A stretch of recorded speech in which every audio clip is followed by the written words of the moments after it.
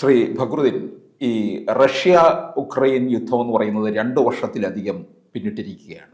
ഇടയ്ക്കൊരു അയവുണ്ടായി. ആ, ഇനിയിപ്പോൾ ഒരുപക്ഷെ ട്രംപ് അധികാരത്തിൽ വരാൻ പോവുകയാണ്.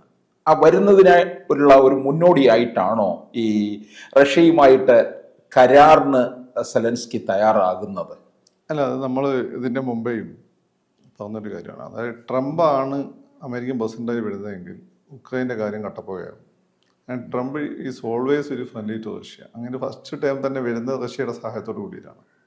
പിന്നെ റഷ്യൻ സാറ്റലൈറ്റ് സ്റ്റേറ്റുകളുണ്ടല്ലോ, അവിടെ ഇംഗ്ലീഷ് ബേസ്ഡ് ആയിട്ട് ഒരുപാട് യൂട്യൂബ് ചാനലുകൾ, ഓൺലൈൻ പോഡ്കാസ്റ്റുകളൊക്കെ തുടങ്ങിയിട്ട് ഇവരിങ്ങനെ ഹൈലൈറ്റ് ചെയ്യുന്ന രീതിയിലുള്ള പ്രചാരണം തുടങ്ങി. ഇത് പലരും സായിപ്പന്മാർ വിചാരിച്ചു അവിടെ നിന്ന് വരുന്ന ഒതൻറ്റിക് സാധനങ്ങളാണ്. അങ്ങനെയാണ് ഈ സത്യാനന്തര കാലം എന്നുള്ള സാധനമൊക്കെ ഇവിടെ വലിയ ചർച്ച ചെയ്യപ്പെട്ടത്. അപ്പം ഇൻഫർമേഷൻ കൊണ്ടങ്ങോട്ട് എന്താണ് ഫ്ലഡ് ചെയ്യായിരുന്നു അമേരിക്കക്കാരൻ്റെ ഒരു പൊതുബോധത്തെ. അങ്ങനെയാണ് മൂപ്പർ ആദ്യം വരുന്നത്. അതിൽ റഷ്യക്ക് വലിയൊരു പങ്കുണ്ട്. ഇങ്ങനെ ആദ്യം അധികാരത്തിൽ കൊണ്ടുവരുന്നത് റഷ്യക്ക് ഒരു വലിയൊരു പങ്കുണ്ട്. അതല്ല, he's always friendly to Russia. അപ്പോൾ അതുകൊണ്ട് റഷ്യക്ക് ഹാനികരമാകുന്ന ഒരു കാര്യം അങ്ങനെ ചെയ്യുമെന്ന് തോന്നുന്നില്ല. അപ്പം സെലൻസ്കി ഇപ്പോൾ നിൽക്കുന്നത് എന്താണെന്ന് വെച്ചാൽ അമേരിക്കയുടെ സപ്പോർട്ടുണ്ട്, ഈ നാറ്റോ രാജ്യങ്ങളുടെ സപ്പോർട്ടുണ്ടാകും. ആ സപ്പോർട്ട് നിൽക്കും. ആ സപ്പോർട്ട് നിൽക്കും. സെലൻസ്കിക്ക് കോംപ്രമൈസിന് വരാതെ മറ്റു വഴിയില്ല. ഇപ്പോൾ റഷ്യയെ സംബന്ധിച്ച് റഷ്യക്ക് അവിടെ ഈ യുക്രൈൻ കീഴടക്കണം താല്പര്യം വരില്ല. അവരുടെ ആവശ്യം വളരെ ലിമിറ്റഡ് ആണ്. നാറ്റോ സഖ്യത്തിന് മാറിക്കണം. കാരണം എന്ന് വെച്ചാൽ നാറ്റോയുടെ ന്യൂക്ലിയർ പോർമുനകളിൽ നിന്ന് സേഫ് ഡിസ്റ്റൻസിൽ മോസ്കോനെ നിലനിർത്താൻ പറ്റണം എന്നുള്ളതാണ് അവരുടെ ഏറ്റവും പ്രധാനപ്പെട്ട ആവശ്യം. അപ്പോൾ രണ്ടാമത്തെ കാര്യം എന്ന് വെച്ചാൽ റഷ്യൻ ഭാഷ സംസാരിക്കുന്ന ഉക്രൈനിലെ മേഖലകളിൽ സ്വയംഭരണം നൽകണം എന്നുള്ളതാണ്. സ്വയംഭരണം അല്ലെങ്കിൽ അവരുടെ താല്പര്യങ്ങൾ സംരക്ഷിക്കണം. ഈ രണ്ട് കാര്യങ്ങൾ ഓക്കെ ആയി കഴിഞ്ഞാൽ റഷ്യ പിന്മാറുമല്ല. റഷ്യക്ക് ഇടിച്ച് കയറി അവിടെ കീഴടക്കാൻ വലിയ ബുദ്ധിമുട്ടുണ്ടായിട്ടൊന്നല്ല. റഷ്യൻ്റെ മിലിറ്ററി മറ്റിലൊക്കെ ഉക്രൈൻ ഒന്നുമല്ല, അറിയാലോ. അന്നത്തെ 80s അവരുടെ സാധനം മതി. പിന്നെ ഇവിടെ എന്ന് വെച്ചാൽ അന്നത്തെ അമേരിക്കൻ ഭരണകൂടം പുറത്തുവിടുന്ന കുറേ ഡാറ്റ വെച്ചുകൊണ്ടാണ് ഇവിടെ പല റഷ്യ തകർന്നടിഞ്ഞു എന്നൊക്കെ പറഞ്ഞത്. അടുത്ത സമയം റഷ്യ തിരിച്ചടിച്ചു. കോമഡി. ഇവിടെ ചില ആളുകൾ റഷ്യ തകർന്നടിഞ്ഞു, അടുത്ത സമയം റഷ്യ തിരിച്ചടിച്ചു. എന്താ കാറ്റടിക്കുന്ന. അപ്പം ട്രംപിനെ സംബന്ധിച്ചിടത്തോളം ട്രംപ് ഈ ഒരു യുദ്ധത്തിന് ഒരു പരിഹാരം കാണണമെന്ന് ആഗ്രഹിക്കുന്ന ഒരാളാണ്. അതുകൊണ്ടാണ് ട്രംപ് പറഞ്ഞത് സെലൻസ്കി ചർച്ചയ്ക്ക് തയ്യാറാണ്. കാരണം അമേരിക്ക പറയുന്നതിൽ അപ്പം സെലൻസ്കി ഒന്നും ചെയ്യാറില്ല. He's basically comedian, political comedian, as in life also, in profession also he was a cook and comedian. കുക്കായിരുന്നു, ഷെഫായിരുന്നു, കൊമേഡിയനായിരുന്നു. അത് രണ്ടും കൂടിയാണ്. അപ്പോൾ അയാൾ കളിച്ചത് മൊത്തം അവരെ കണ്ടുള്ള കളിയാണ്. ആ കളി നിന്നു എന്നുള്ളതാണ്. പിന്നെ മാത്രമല്ല, ഇതൊരു ഗ്ലോബൽ ഇതിങ്ങനെ പോയി കഴിഞ്ഞാൽ 1-ാം ലോക മഹായുദ്ധം 2-ാം ലോക മഹായുദ്ധമൊക്കെ എങ്ങനെ ഉണ്ടായത്? ചെറിയ ചെറിയ യുദ്ധങ്ങൾ അവസാനം വലിയ യുദ്ധമായി മാറിയതാണ്. ഇതിങ്ങനെ പോയി കഴിഞ്ഞാൽ കഴിഞ്ഞ ദിവസം റഷ്യ കൂടിയൊരു മിസൈൽ അവിടെ ബാലിസ്റ്റിക് മിസൈൽ ഉപയോഗിച്ചു.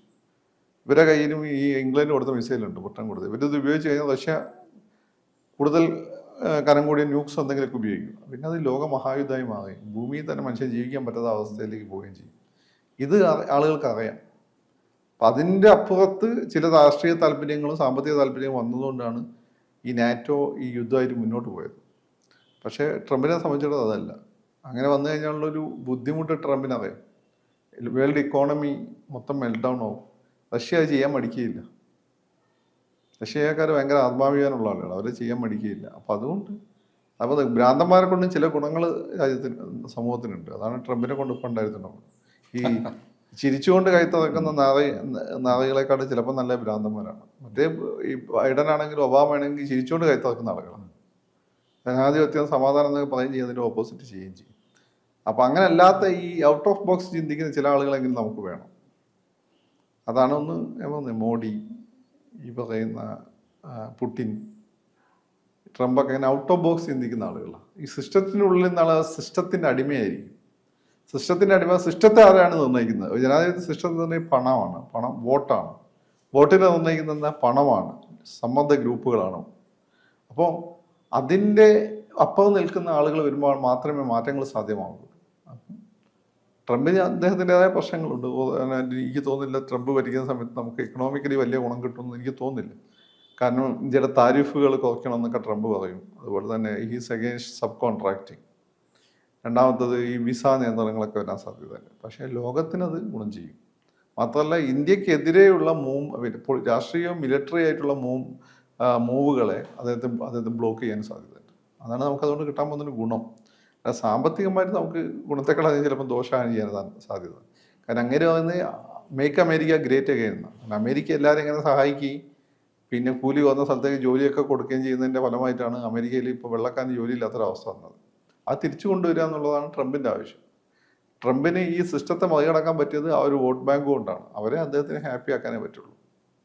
അപ്പം അങ്ങനെയുള്ള പ്രശ്നങ്ങളൊക്കെ ഉണ്ട്. അപ്പോൾ ട്രംപ് എന്ന് ഞാൻ ഈ പറയുന്ന സമയത്ത് ട്രംപ് ഇന്ത്യക്ക് വേണ്ടി എല്ലാം ചെയ്യും, ഇന്ത്യയെ രക്ഷപ്പെടുത്താൻ വന്ന വിക്ടോറിയ രാജ്ഞിയാണ്, മഹേശ്വരിയാണെന്ന് വിചാരിക്കരുത്. പണ്ട് ബംഗാളിലെ ഈ പറയുന്ന ഫസ്റ്റ് ജനറേഷൻ ഹിന്ദു ബുദ്ധിജീവികൾ വിക്ടോറിയ രാജ്ഞിയെ പിന്നെ മഹാലക്ഷ്മിയായിട്ടാണ്, ദുർഗയായിട്ടാണ് അവർ കണ്ടത്. കാരണം ഈ മുസ്ലിം ഭരണത്തിൽ നിന്ന് ഞങ്ങളെ രക്ഷപ്പെടുത്താൻ വന്ന ദുർഗാദേവിയായിട്ടാണ് അവർ കണ്ടിട്ടുള്ളത് ആദ്യകാലത്ത് റൈറ്റേഴ്സ്. അപ്പം അതേപോലെ ഒന്നും കരുതണ്ട, അങ്ങനെ ഒരു കോൺസെപ്റ്റും വേണ്ട. അദ്ദേഹത്തിന് താല്പര്യമുണ്ട്. പക്ഷേ ഇങ്ങനെയുള്ള ചില ഔട്ട് ഓഫ് ദ ബോക്സ് ഇടപെടലുകൾ നടത്താൻ അദ്ദേഹത്തിന് പറ്റും. അതിൻ്റെ ഗുണം ലോകത്തിനും കിട്ടും. അത്രയേ ഉള്ളൂ. അപ്പോൾ ഈ പശ്ചിമേഷ്യയിൽ നടക്കുന്ന യുദ്ധത്തിലും ട്രംപ് ഇതേ നിലപാട് തന്നെ എടുക്കും? പശ്ചിമേഷ്യയിൽ നടക്കുന്ന യുദ്ധത്തിൽ സമാധാനം കൊണ്ടുവരണം അദ്ദേഹത്തിന് ആഗ്രഹമുണ്ട്. പക്ഷെ അതിൻ്റെ ഇടയ്ക്ക് ഈ പറയുന്നതിൻ്റെ മാതിരി ഈ ഹമാസ് പോലുള്ള സാധനങ്ങൾ ഫിനിഷ് ചെയ്തതിനു ശേഷം അത് കൊണ്ടുവരാനായിരിക്കും ശ്രമിക്കുക. അത് ഫിനിഷ്ഡ് ആയിപ്പോയതാണ്ട്. അല്ല, അതങ്ങ് ഫിനിഷ് ചെയ്യാൻ പറ്റും. ഹമാസിനെ ഫിനിഷ്ഡ് ആക്കിയല്ലോ, ഹമാസിനെ തീർത്തു. ഇനിയുള്ളത് പിന്നെ ലെബനനിലുള്ളതാണ്, അതിപ്പം തീർത്തുകൊണ്ടിരിക്കുകയാണ്. പിന്നുള്ളത് ഇറാനാണ്. ഇറാൻ ഇപ്പം നല്ലൊരു അടിയൊക്കെ കിട്ടിയെന്ന് ഇറാനുള്ളിൽ ഈ ഇവർ നൊഞ്ഞു കയറിയിട്ടുണ്ട്. മൊസാദ് അതിശക്തമായി നൊഞ്ഞു കയറിയിട്ടുണ്ട്. ഇറാനുള്ള ഓരോ രാഷ്ട്രീയ നേതാവിനും പേടിയാണ് ഏത് സമയം കൊല ചെയ്യപ്പെടുന്നു. അതുകൊണ്ട് ഇനിയിപ്പോൾ അവിടെ ചിലപ്പോൾ സമാധാനം വരും. അപ്പോൾ തന്നെ ഈ ഗൾഫ് രാജ്യങ്ങൾ ഓരോന്നായിട്ട് ഈ പലസ്തീനെ കൈവഴിച്ചുകൊണ്ടിരിക്കുകയാണ്. അപ്പം അതിൻ്റെ പ്രശ്നം എന്ന് വെച്ചാൽ അവിടെ ജനങ്ങൾക്ക് ഒരു സിറ്റിസൺഷിപ്പ് ഇസ്രായേൽ കൊടുക്കില്ല. ഗസയിലെയും ഇസ്രായേലിന് വേണ്ടത് വെസ്റ്റ് ബാങ്കും ഗസയിലെയും ഭൂമിയാണ്, ജനങ്ങൾ ആവശ്യമില്ല. ജനങ്ങൾ വന്നു കഴിഞ്ഞാൽ അവർ ഭൂരിപക്ഷം. പിന്നെ അവിടെ പെർഫെക്റ്റ് ജനാധിപത്യമുള്ള ഒരു രാജ്യമാണ് ഈ പറയുന്ന ഇസ്രായേൽ. അവിടെ പോകാൻ നൊഞ്ഞ് കയറിയിട്ട് അധികാരം പിടിച്ചിട്ട് പിന്നെ ഇസ്ലാമിക റിപ്പബ്ലിക്കായി പ്രഖ്യാപിക്കാൻ നോക്കുക. അതാണ് ഈ സ്വഭാവം. അത് വിവരക്കേടുകൊണ്ടാണ്. നമ്മുടെ ആളുകൾക്ക് ആധുനിക വിദ്യാഭ്യാസം കുറവാണ്.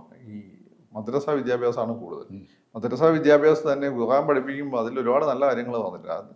പലരും ചോദിക്കണം എന്താ ഖുർആനിലുള്ള നല്ല കാര്യം. ഒരുപാട് നല്ല കാര്യങ്ങൾ ഖുർആനിൽ വന്നിട്ടുണ്ട്. മറ്റുള്ളവരെ സ്നേഹിക്കാനും ഒക്കെ പറഞ്ഞു. പിന്നെ ഓരോ കോണ്ടെക്സ്റ്റുകളാണ്. നിങ്ങൾ ഈ സ്നേഹിക്കാൻ പറയുന്ന മതത്തിന് അപ്പുറത്ത് ശത്രുവിനെ വെട്ടിക്കൊല്ലണമെന്ന് പറയുന്നത് അതെങ്ങനെ ഒരു യുദ്ധസമയത്ത് ഉള്ളൊരു ഒരു കോണ്ടെക്സ്റ്റാണ്. യുദ്ധസമയത്ത് ഇറങ്ങുന്ന ഈ പറയുന്നതിൻ്റെ മന്ത്രി അത് സന്ധി കഴിഞ്ഞാൽ പിന്നെ അല്ലെങ്കിൽ അവൻ നിങ്ങളെ വെട്ടിക്കൊല്ലും. പട്ടാൾക്കാരനെ സംബന്ധിച്ചിടത്തോളം അതല്ലേ. നിങ്ങൾ പാകിസ്ഥാൻ പട്ടാൾക്കാരൻ, ഞാൻ ഇന്ത്യൻ പട്ടാൾക്കാരൻ, നമ്മൾ തമ്മിൽ ഒരു ശത്രുത ഉണ്ടാവില്ല. പക്ഷെ എന്താണ് പ്രശ്നം? നിങ്ങൾക്ക് ജീവിക്കണം എന്നെ കൊന്നേ പറ്റുള്ളൂ, അല്ലെ എനിക്ക് ജീവിക്കണം നിങ്ങളെ കൊന്നേ പറ്റില്ല, അല്ലെ നമ്മൾ പരസ്പരം കൊല്ലും. ഇങ്ങനെയാണ് ആ സാധനം. ഇപ്പോൾ പലരും ചോദിക്കുന്നുണ്ട്. എല്ലാ മതഗ്രന്ഥങ്ങളുള്ള ഒരുപാട് നല്ല കാര്യങ്ങൾ ഖുർആനിലുണ്ട്. മിക്ക മതഗ്രന്ഥങ്ങളുള്ള പോലെ ചില പ്രശ്നം പിടിച്ച സാധനങ്ങളും ഉണ്ട്. പ്രശ്നം പിടിച്ചാൽ ആ കോണ്ടെക്സ്റ്റ് വായിച്ചാൽ അതിന് നമുക്ക് ക്ലാരിറ്റി കിട്ടും. പിന്നെ എല്ലാ ഒരു പെർഫെക്റ്റ് ആയ സാധനം ലോകത്തൊന്നുമില്ല. അങ്ങനെ ആരെങ്കിലും പറയുന്നുണ്ട് അത് തെറ്റാണ്. അപ്പം ഈ ഒരു യാഥാർത്ഥ്യം മനസ്സിലാക്കിക്കൊണ്ട് അവിടെ ഇടപെടാൻ ശേഷിയുള്ള അറബ് രാജ്യങ്ങളൊന്നും ഇല്ല എന്നുള്ളതാണ്. ഇപ്പം മുഹമ്മദ് ബിൻ സുൽത്താൻ, മറ്റേ സൽമാൻ, അതെ, അദ്ദേഹം കുറച്ച് ബോധം പേരുള്ള ആളാണ്. അദ്ദേഹം ചില ഇടപെടലുകൾക്ക് വേണ്ടി ശ്രമിക്കുന്നുണ്ട്. അത് എനിക്കൊന്ന് ട്രംപിന് സപ്പോർട്ട് അദ്ദേഹത്തിന് കിട്ടും. കാരണം അദ്ദേഹത്തിൻ്റെ പല നടപടികളും സൗദിക്ക് ഗുണം ചെയ്യുന്നതാണ്. സൗദിക്ക് ഗുണം ചെയ്യുന്നു. പിന്നെ അപ്പോൾ അമേരിക്കയിലുള്ള ഈ ഇൻഡസ്ട്രിയൽ മിലിറ്ററി കോംപ്ലക്സ് ആ വലിയ പ്രശ്നമാണ്. പക്ഷേ ട്രംപ് അവരുടെ കൂട്ടത്തിൽപ്പെടുന്ന ആളല്ലാത്തതുകൊണ്ട് അദ്ദേഹത്തെ ഉപദ്രവിക്കാൻ സാധ്യത ഉണ്ടെന്ന് എനിക്ക് തോന്നുന്നില്ല. ഇനി ഉള്ളിലുള്ള ഈ മിലിറ്റൻസ് ഇദ്ദേഹത്തെ കൊല്ലുമെന്ന് എനിക്കതല്ല. സിറിയയിൽ ഇപ്പോൾ അവർക്ക് അധികാരം കിട്ടി. ബംഗ്ലാദേശ് ഇപ്പോൾ അവരുടെ കയ്യിലാണ്. പിന്നെ അതൊരു രാജ്യം അല്ലെങ്കിൽ പോലും ബംഗ്ലാദേശ് അവരുടെ കയ്യിലാണ്. അതുപോലെ തന്നെ ഈജിപ്തിൽ അവർ അതിശക്തമായിട്ടുണ്ട്, അധികാരമില്ലെങ്കിൽ പോലും, പട്ടാള ഭരണമാണെങ്കിൽ പോലും. ഈ പ്രശ്നങ്ങളുണ്ട്. ഈ പ്രശ്നങ്ങൾ ഉണ്ടെങ്കിൽ പോലും ഈ ഹമാസിനെയും മറ്റും ഒതുക്കിക്കൊണ്ട് അവിടെ ഒരു എന്താ പറയുക, ഈ എബ്രഹാമിക് അക്കോർഡ് ശക്തിപ്പെടുത്താനായിരിക്കും ട്രംപ് ശ്രമിക്കുക. അപ്പോൾ സെലൻസ്കിക്ക് ശരിക്കും പറഞ്ഞാൽ ട്രംപിനെ അനുസരിക്കേണ്ടി വരും. അല്ല, വേറെ വഴിയില്ലല്ലോ. You have no other option. കൂടുതൽ വാർത്തകളും വിശേഷങ്ങളും നിങ്ങളിലേക്ക് എത്താൻ ABC മലയാളം സബ്സ്ക്രൈബ് ചെയ്യുക, ബെൽ ബട്ടണും അമർത്തുക.